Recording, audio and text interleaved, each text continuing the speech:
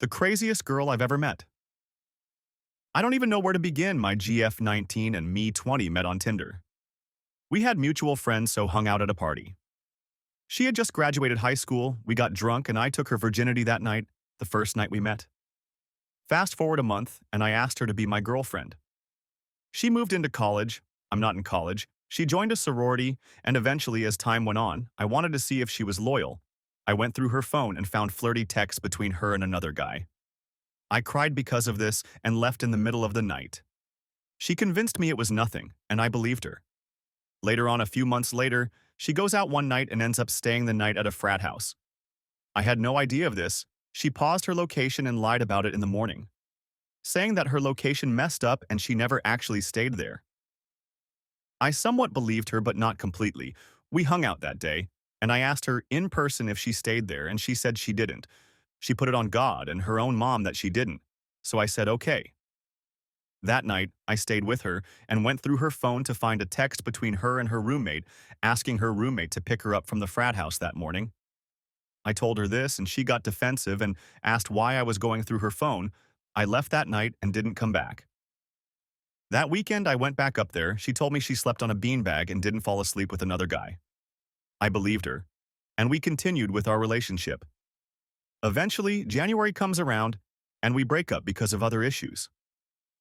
That night, she went out for a friend's birthday and stayed at the same frat house again. We somehow reconnected again. The guy she was seeing was the guy she flirted with at the beginning. A few months later, she tells me they kissed that night. Then summer comes around, and she gets grounded at 19 years old because of her grades. Her parents found her transcript and went through her phone. Not sure if I mentioned, but her parents never knew about me. They found all of our texts and were always weird about her having a boyfriend. Her parents blocked me on every social media she had. She was grounded for a month and got back into contact with me after we didn't talk for a month. She claimed she changed and wanted to be better. I believe this.